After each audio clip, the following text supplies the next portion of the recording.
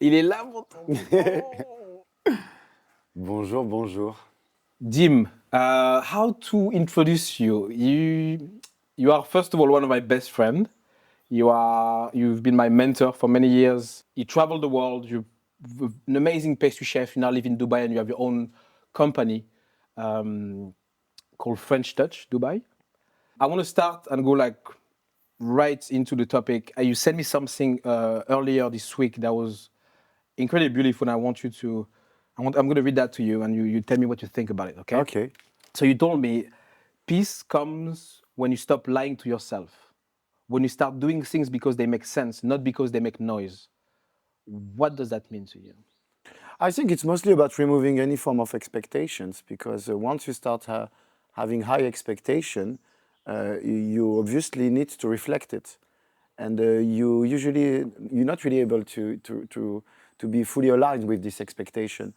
So the moment you start facing what you really want to spread in this world and with the people you just share a good time with, you don't need to be expecting.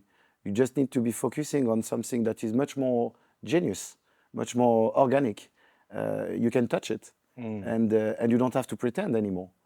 Don't make the noise and let your behaviors and your work and your personality just do the job for yourself. How long have you been a pastry chef for now? I've started when I was 14 and something, so I think it's over 23, 24 years, yeah. Okay. And you had, so in France, we have something called les Compagnons du Devoir, right? Yeah. It's a very special way of apprenticeship, very special, very professional, really here to build excellence in whatever craft you choose. Can you tell me a bit more like what you've learned like from so young, more like not really on the skills, because obviously you learn how to become a great pastry chef, but more on the mindset, you know, the community, you know, the sense of brotherhood. I know it's a big thing there. I mean, the first challenge in the Compagnons du Devoir is to be sharing values, I would say. And especially you usually start it young. And How old were you when you started? I was 14? Yeah, 14, 15, almost 15. And so what you learn in the first place is to share values. And out of those values, obviously, you're going to be learning a lot more about yourself. Where do you stand when it comes to respect? Where do you stand when it comes to Authority. compromises? Where do you stand when it comes to, dedication? And all of this. You're actually experiencing this whole training, okay, while living with a whole community of people. It can be like from 20 up to 200 people. So it can be a very large community. And obviously, they are not all like directly affiliated to your industry. They don't all have the same background, the same wishes, the same dreams, the same way to experience this very same experience that you are in with them.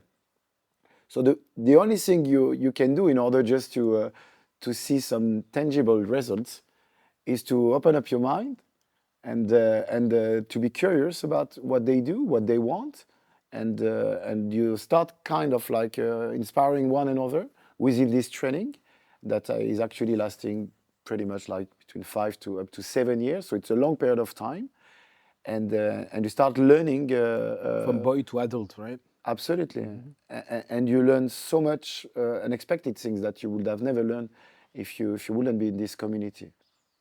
Did you have any idea when you are like in this training that you will end up here No, with this like traveling the world, working like the most beautiful like places in the world as the executive pastry chef, and I didn't know technically what was going to happen. did you have like a clear path? It's But like, I knew deep inside me that that's gonna why do I well. chose to be chefing basically in the first place.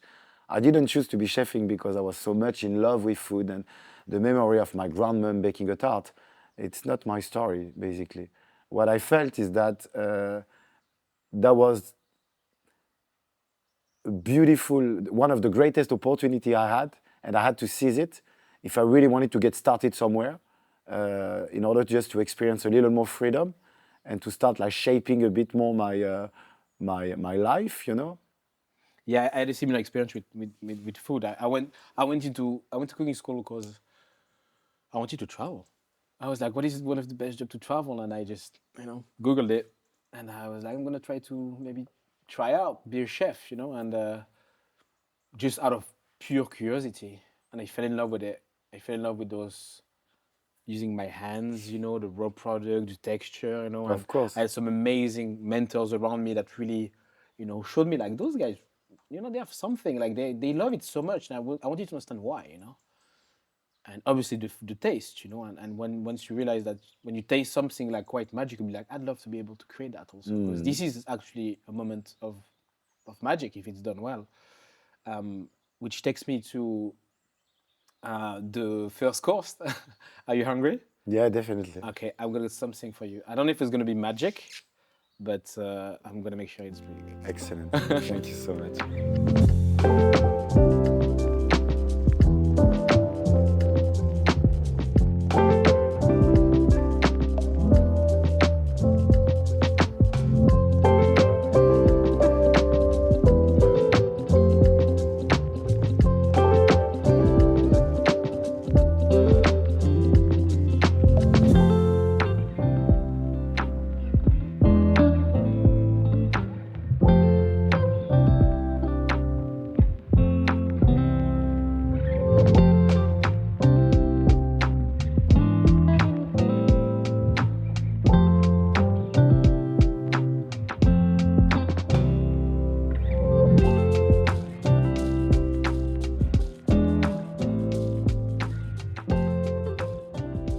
Bon appétit, mon tonton. En plus, le turbo, j'adore. You were actually asking, what I really love, and that's exactly the type of food I love. When it's just not overloaded with flavors, and when it's clear and you can read it.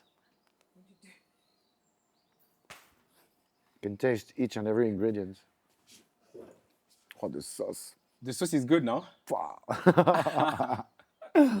So this sauce, it's a recipe and an idea from my friend Jules. I have to give him the credit because it's one of the best sauce I've tried, and we made it together for one of my pop-up last year. It's my good friend Jules Saint-Cyr. I don't know, you haven't met him. He lives in Paris. A guy from Quebec, one of the best chefs I know. But with the bell pepper roasted, it just helps also the sauce to last a little longer and to give you this extra, smokiness and kick, but in a different, with a different intensity, with different type of smokiness. Yeah, because so the sauce is made with, so I make like a turbo stock, with the skin, the head, to get all the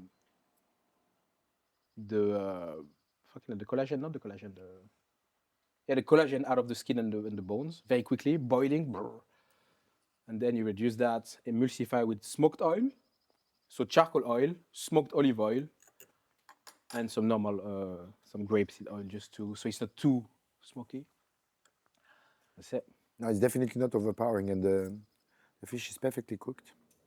The garnish is just. You have a lot of sauce, yeah, and you have a lot of freshness from the Ah, herbs. no. Honestly, the dish is very nice, Paul. It's exactly what I love. You have a bit, honestly, right now you have a bit too much sauce on the plate. It's fine, it's fine. It'll be I very- don't take it. Yeah. Because of Gypsy, right? I don't take it, look. Yeah. But you know what it makes me think of? Because we like it this way too. Ouais, cool. Toi, t'es coquin. We had this whole conversation about gluten and shit yesterday, and only good bread, only good gluten. Yeah. Tell me what you think about this bread. It's good bread, I think. French baker here in Ibiza. I need to try it without the sauce. The smell is fantastic, the texture too. I have some at home.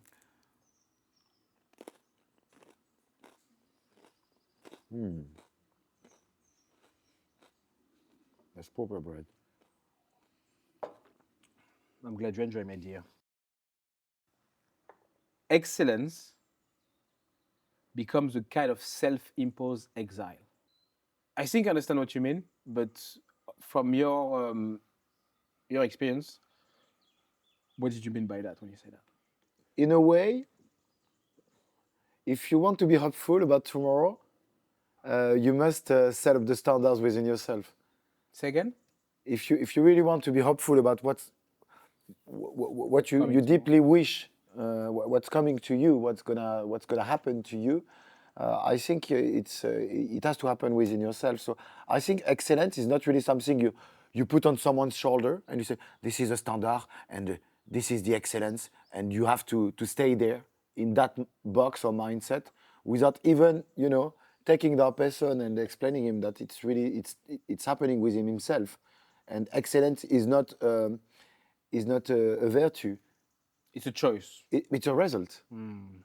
It's the result it's the reflection of many choices you made. Of your passion, abnegation Absolutely. to the process. But it's not a mindset. You cannot be. Yeah. I've It's got, an outcome. I've got a mindset of excellence. It sounds completely empty. Yeah. And so that's why I'm saying your it's an product, it's what exile, you do. because it's the best way to set yourself free is really once you start experiencing your own level of excellence. It's the moment you really start setting yourself free within your own standards. And some people feel like they wish to understand how you got there, and you just onboard them on a full process. You're not gonna just put that heavy responsibility on their shoulder, telling them, understand my excellence. Otherwise, what? It's mostly like, let's share the process. Let me explain you how I got there.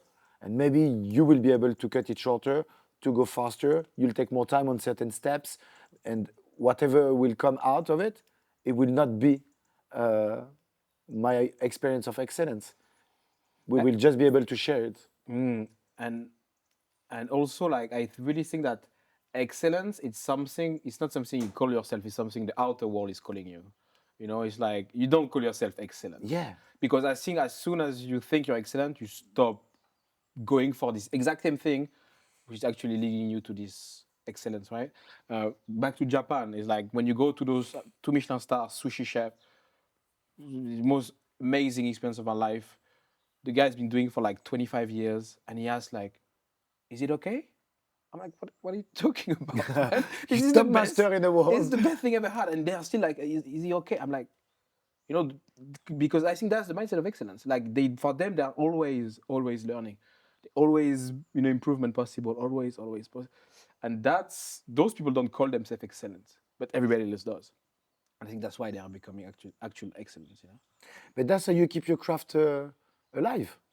Sure. I mean, is the pure the pure essence and of craftsmanship, of crafting something, is that it's going to be given as an experience. It's like a shell full of many messages which you have crafted, and that shell needs to be opened up by somebody,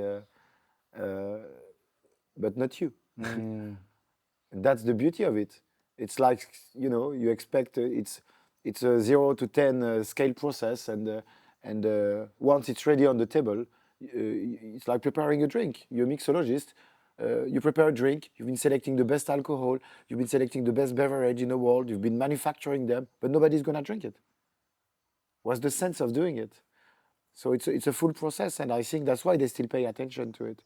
It's they expect this to keep it alive. Without you, it dies. I think it's mostly about this. When I talk about my job, when I talk about what I do and how much I love what I do, what I found in cooking, and this thing that I could do it forever and I'd be fine to do it forever, because I just find there is always something to learn, always someone to meet, always a new place to go and try. It's just very exciting to be in this life and to have this job. And I think we are exactly the same. We love what we do. So it's called, there's a word that we use, passion, that is confusing a lot of people, I think, and I know there's a lot of people that are looking for that, for this passion, that are not really happy with what they have with their work. They just feel like, I just don't love that enough, and I wish I could find this and get paid for it. How do we find passion? How did you find passion? I don't think you find it. I think it's like happiness. I think it has nothing to do with the destination. And I think actually the most beautiful part of it is, I'm not gonna say the stereotypical thing like fall in love with the process, because we all know that it's better to fall in love with the process than being obsessed about the result, which we call passion, happiness. But I think it's happening every day within yourself. It's the moment you have an idea, do not stress yourself so much on the result. Manifest it. Tomorrow you start doing it, and the next day you will keep doing it. And the fact to see a certain improvement just bring you to another level of interest, another level of self-confidence, and another level of communication, another level of understanding, another level of skills. And all those things together from the outside are called passion. But the people looking for passion, they don't want to see the full process. Passion is something that comes to you when you do things. No, I think That actually you don't have to love at first, but if you keep doing things in like surrounded by people who have this passion already, who have built these skills that can share something with you at this level, and that makes you want to join them wherever they are, I think this is where you find your water passion. You need like inspiration, mentors. I think it's really hard to find passion on your own, like in your room, like doing that. I think you need to be inspired. Passion is something that has been, it's excellence mastered by someone that is shared as knowledge to someone else who wants to join them wherever they are. I think it's a gift that is passed. but it's a full cycle of energy. It's the same thing goes with when you're not surrounded by the right people.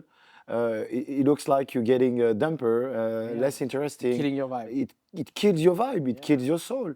The same thing goes with when you start manifesting the right thing, and you believe they are right to do and to experience. All you're gonna be attracting are people feeling the same interest to express it. And that whole thing is creating just a cycle, a full cycle of energies, and that creates a lifestyle that opens up doors, that makes you meet new people, that makes you travel. But we always talk about the outcome and the beautiful results and experience we can have out of it. But that's just probably 10% of the whole process.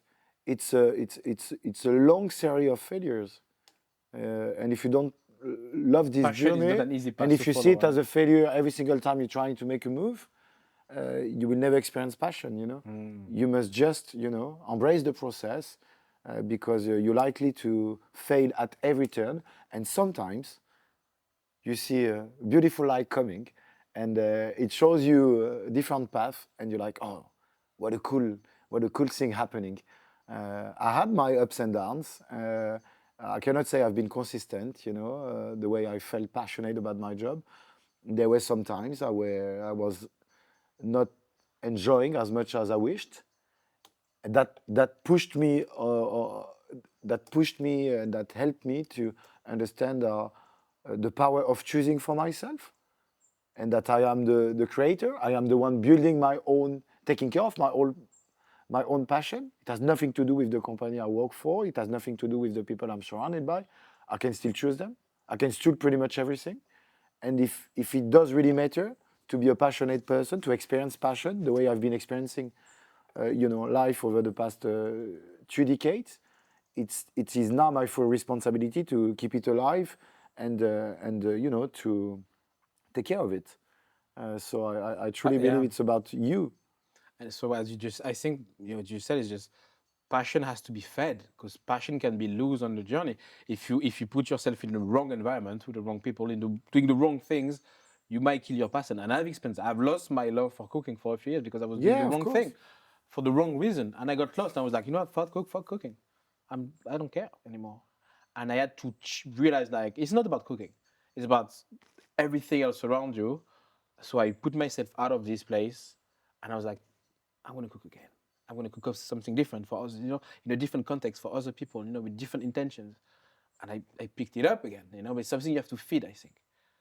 Um, Thank you, Mr. You're Diego. welcome. I'm going to cook something for you now, something else. You have some Italian background. So I made some pasta. Ouais, of course. Merci mon tonton. Thank you. Magnifique.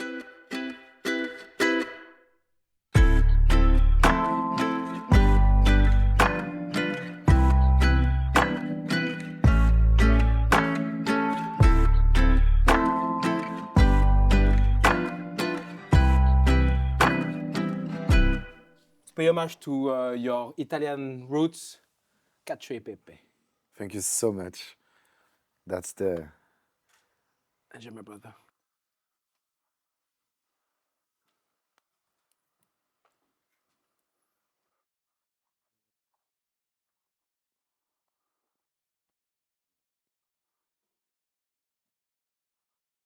Wow. Pepe, huh? I love it. It's good? Even you've got some notes of nutmeg. You know why? What kind of pepper did you use? I use 3 different kind of pepper. Yeah, but There's black pepper, vociferi pepper. It's from India. And you got some Java pepper. It's 3 kinds. it tastes so nice. Very peppery. I love it. You know that I love it. Yeah, I know. That's so comforting. You know, this kind of dish is There's nothing to hide. is luxury for me. I love it, and it's honestly it's a beautiful. It takes me straight back to my childhood, really.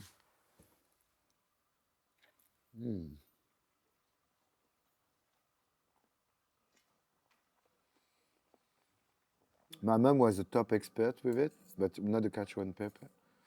She was doing like parmesan and butter and Super pepper, right? simple, you know, like cooking the pasta in a chicken stock, super al dente, taking it, putting it in a pan, putting the butter, letting it melt nicely, warming up a bit the pasta, a bit of stock, salt, pepper, you know, ultra well glazed, you know, very shiny like this, you know, and grated Parmigiano, end of story.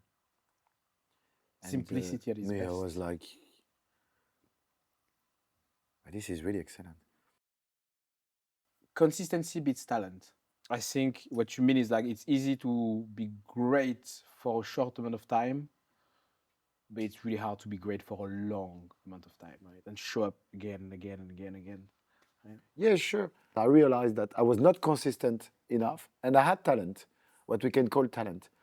I could pick up on things like quite easily. I could understand, you know, just absorb informations, you know, quite easily. Probably easier than other people.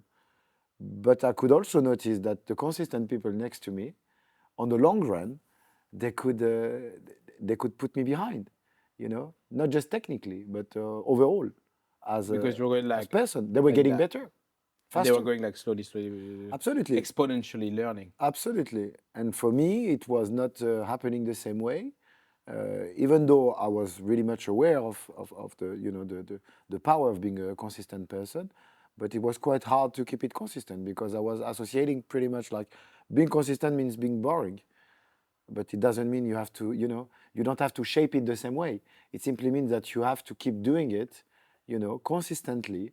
And it's not just happening, it's not just about what you do, it's also about what you think, how you wake up, how you know, how you speak, your diet, anything you do basically with consistency, without making it heavy because you don't want it to be, you know, affecting your good vibe and you know your daily joy. But I think consistency is definitely you know, beats talents by far, by far. And being consistent is always like is a constant reminder. So every day you've got to prove yourself gently, but it's a good reminder that you got to do it. So I would say, yeah, talent is what you say, and consistency is what you do. When you're inconsistent, you bring disappointment, and you just like, you know, you start having doubts, and you start, you know, wondering why you don't really get where you wish to be, because you talk too much about it. Just start doing it consistently, and you will see, it will happen. The tension between wanting more and learning to be enough. What does that brings to you now? Yeah, same. I think it's pretty much the same with More what about ambition. We're talking about, like, I think we're more talking about like I think it's ambition, what you all of want. this is a whole story we just we tell ourselves. It goes back to the principle of being true. I think all of these words are, if you really start reading deep inside you and you start just understanding what your heart needs uh, and the amount of love you want to put into things. There's no such a word, ambitious and all of this kind of like metrics. It's just dust. It doesn't really exist. You don't wake up in the morning because you're an ambitious person. You wake up because you want to have the same happy day than yesterday, or you want to go back to this happy time, and you want to get out of an uncomfortable situation, and you face adversity, and for that you're gonna have to wake up because you want this to be done, and you want to see what comes next. But I think being ambitious is just enough is enough. Yeah, at some point. It has nothing to do with becoming a better person, a better professional, a better dad. And I think your worth can very often be mistaken from something you receive from that's something you receive, right? Like the world is going to give you a worth because you achieve things, because like people give you things, or status, whatever. But I think worth comes when you I think you can build your worth more by giving than by actually receiving, right? Absolutely. I think the more you can give, actually, whatever dedications or your craft or whatever you give to people. I think this is how you build the strongest self-worth. And Like, the same goes with I mean, you compare yourself. There's no ambitious. There's no ambitions if you don't compare it to absolutely. someone else's performance. So, So you keep focusing on someone else's performance and lifestyle and mindset rather than just saying, okay, let's become the best version of myself. Let's strive for that standard, which we the call next it, level, my the next next level. my next level, and let's keep sharing while evolving. That's I think that's what makes life super cool and super fun. It's not about like just waking up for yourself every day, because you're ambitious and you need to sort it out. Otherwise, you will regret it for the rest of your life. I think you will regret much more like if you don't enjoy the process than if you don't experience the results. Absolutely. There's something I really admire about you, always since I've met you, is that you have this ability to always start again, begin fresh, and you never lose like faith and hope and excitement about. You are just so optimist, and you put yourself in some pretty dodgy situations sometimes, and you just go for something. You try it out, you give your best, doesn't work out, fuck it, I'm gonna start again, and you just never stop doing that. And this is just very impressive mindset I found in you. It's like, when I've met you, I mean, the journey you had since I've met you is just insane. But the thing is, from today to in 10 years, it's gonna be as insane. Like, you keep like moving so fast in your life. Um, and I think this is very, very unique, and I'd love you to share with me this, because you have very little fear of risk in general. So what does that come from? Like, why? No, Why you like that? Like, see? I think that's my I turn it into not pure power, but that's my daily food. I don't see it like a potential cause of threat or trouble. When I step out of my comforting zone, it's I needed to fuel myself. That's my fuel. Instead of facing, looking at the situation like a problem, I use it like my fuel, and I fuel myself, with it, Excited. and I'm exciting myself about here's the challenge, and you're the only one that can make it go differently. So what to do? And I start really brainstorming about what to do, and then okay, I start just moving things to see how they react. Step 1, step 2, step And 3. matter of fact, at the beginning, of course, you're worried, but the more you practice, and the less you worry, So now you know that there will be a consequence. Maybe you will not be able to see it, directly, live. But for sure, you know that it's just a matter of time until, as long as you manifest it, it's just a matter of time until it's gonna get moving. The direction usually that you are choosing. So I think you're just confident that you use that, that adversity to fuel yourself, and you don't turn it into a problem, since it's not. It will become a problem if you don't react in front of it, if you don't do anything about it, if you just start wishing that it will get better, but you do not do anything to make it any better. So what to do then? Looking at the drama happening in front of you, or just being part of the movie and just start, taking your responsibilities and say, okay, maybe I can play in that movie since it's the movie of my life. Maybe I can do something, to make it happen. Maybe I can change the story. And I think, the moment you can realize that, you start worrying way less. And it brings you back also to your, back then when you were a child, you like it playful. You like when it's exciting. When was the last time you did something for the first time? That's a real question. And I think we have to keep that emotion alive. When was the last time you did something for the first time? So because before it becomes a problem, or a threat, it's just one more opportunity to be playing. That's how I take it. I love that. You look at the world with so much courage, but also with the eyes of a boy, and I love that. Yeah.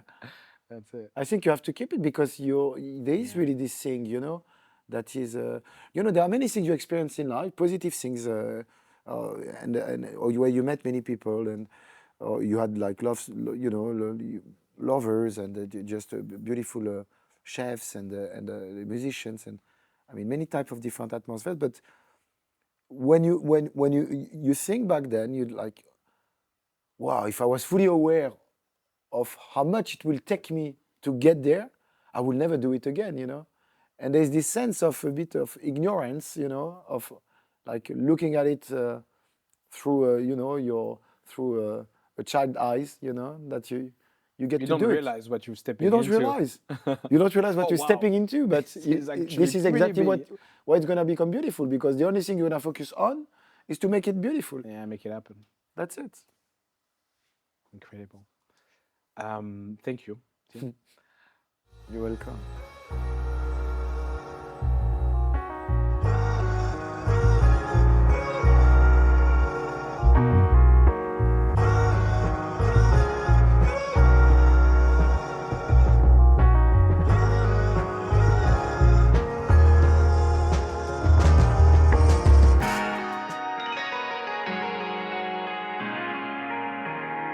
Ah ouais. Oh, trop cool. Ah, tu m'en as fait deux. Bah, gros. Oh. Bah, t'es un pâtissier. Let me give you a good spoon. You don't need a spoon. You need a shovel. Or you need a small shovel. I need a knife and a fork as well, because this for the shoe, and so cool, Paul. Thank you so much. So the Mille-Feuille, it's vanilla and seaweed. Okay. I use kombu. You know kombu? Yeah. Toasted kombu powder No in the way. pastry cream. Yeah, try it. Let me know. I was like vanilla, and I was like, no, you know what? I'm gonna make something a bit different for him. So it's vanilla and how is the feuilletage? Seriously? Yeah. Let me know. Putain, that's very interesting. Yeah. It's unique. You are in Ibiza, you're on That's island. perfect, man. Super thin, super crispy.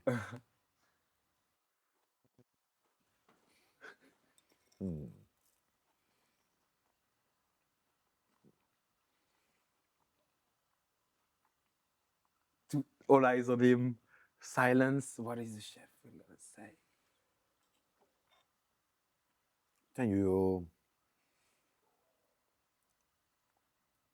you really like, you found the perfect balance, with it, It's not overpowering at all. The kombu? There's just this Umami. umami at the very beginning, but then the vanilla comes over, and obviously the butter, like the The feuilletage. the brown butter from the feuilletage. Super nice. That's exactly how I love it, Paul. The other one, it's a shoe, Profiterolle, chocolate and pistachio. Yeah, I look at this one. Chocolate pistachio. Really? Pistachio ice cream. Ah ouais, le chocolate, quand the acidity, trop bon. C'est bon. Nice. So nice. Like I had A very great job, man. I had a great mentor. What the fuck? Yeah, man. You talk about your experience that happened between the birth of your son and the death of your father, something that very, very, very short time frame. He said he wasn't scared of death. He's like, he Yeah, didn't care of absolutely. death, but he was If we had to put it into words, it's exactly about that. Yeah, it's no fear of death, but terrified to live this life because it's so beautiful. yes. Yeah, That's not what about my death. dad left me Like, behind. yeah, death is fine. I but was worrying for living him. He life- said, I'm perfectly fine to die. But I regret so much that I cannot have a little more of it. Stay with you, yeah. And I think he was so upset not to stay. You know, he was not upset to die. And I was like, wow, that was he says everything. shockingly beautiful. You know, he says it, and he could also, you know, turn it into a beautiful time. Because somehow I became father. You know, my son was born a year before, and so I had experienced like his very first, you know, catch of breath. You know, and I've also experienced the very last one of my dad. So when this happened, I was really much like, wow, they are both beautiful, you know, and I witnessed, you know, these two times within a year, and I think for many of us, you know, because we all face that at some point, birth and death. I think it's life changing, you know. If you're a little humble, you know, you realize that that is going to, you know, to make it. That's gonna inspire you, and that's gonna make it even simpler than ever, you know. Just live each and every day like the last one. And hope for tomorrow to come. Yeah, for sure. So we don't have to focus more. Thank you so much. Thank you so much, Paul. I had a Thank you great so time. much, mon tonton Dim, for coming all the way from Dubai here just to spend this moment with me, to share your story, to catch up, to finally spend time together and allow me to cook for you.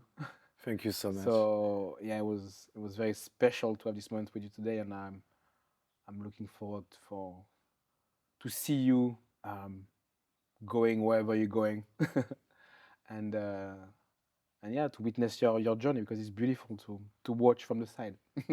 I'm very thankful and I'm very not proud, but I'm very grateful to have such a friend.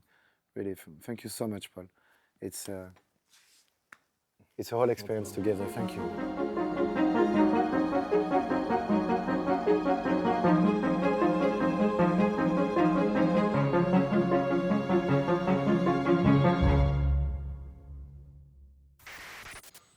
In English, Yeah, of course. guys, but in French. I love the way he eats. It's so erotic. Voila, that's what we want.